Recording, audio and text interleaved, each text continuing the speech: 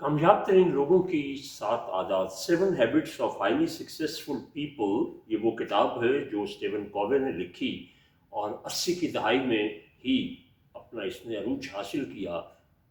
आज हम इसकी छठी जो आदत है कामयाब लोगों की, उस पर बात करेंगे। स्टीवन कॉवे कहते हैं सेनर्जाइज। कामयाब तरीन लोग जो हैं वो एनर्जी की बजाय सनर्जी पर यकीन रखते हैं। ये एनर्जी और सिनर्जी को यूं कहें कि वो टीम वर्क पे बिलीव करते हैं। वो ये नहीं कहते कि ये मैंने किया है, ये मेरा है, और मैं नहीं करते। वो कहते हैं हमने किया है, ये हमारा है, हम मिल के करेंगे। और इस तरह से उनके काम बढ़ते हैं, एक दूसरे से कोऑपरेट करते हैं। ये उसका खुलासा है। मेरी आप सबसे गुजारिश है कि दीन को समझिए, क्योंकि उसमें आपको एक रूहानी फ़ायदा भी होगा, एक स्पिरिचुअल स्ट्रेंथ मिलेगी।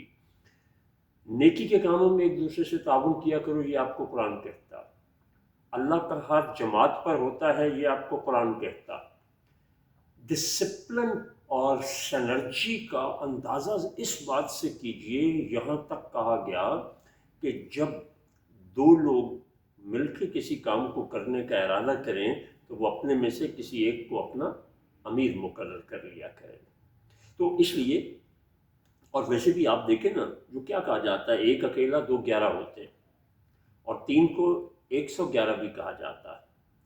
इसलिए जो स्ट्रेंथ इंसान के मिलजुल के रहने से, बाहमी ताउन से हासिल होती है, वो कभी भी अपनी जंग अकेले लड़ने से नहीं होती।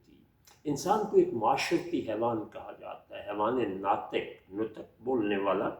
तो आप ये देखिए कि हम अपनी तमाम तर ज़रूरतें नहीं पूरी करते।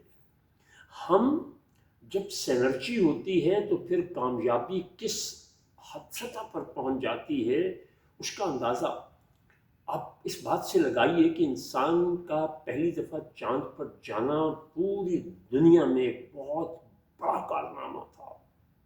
उससे पहले वो 10 दफ़ा नाकाम हो चुका था।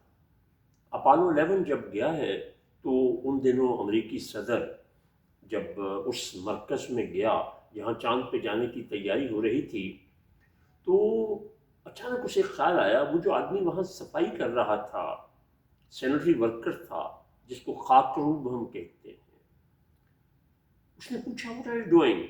मिस्टर प्रेसिडेंट डोंट यू सी?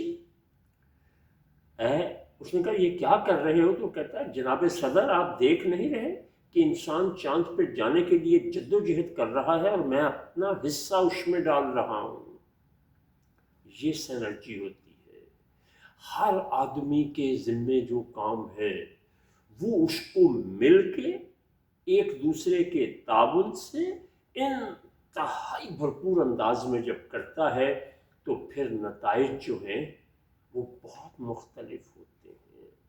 यही हाल इदारों का है और यही हाल कौमों का है। जिन कौमों में एनर्जी नहीं होती, सैनर्जी नहीं होती, वो कौमें हजूम तो होती हैं, कौम नहीं होती। उनको तोड़ना, उनको भेड़ बकरियों की तरह ज़िबा करना बहुत आसान होता है। तो इसलिए इदारों की कामयाबी, कौमों की कामयाबी, ख़ानदानों की कामयाबी इस बात पे बहुत ज़्यादा इन्हिसार रखती है कि आप अपने आप को सैनर्जाइज रखें, इंतहाई आसानी पैदा होती है। बहुत शुक्रिया।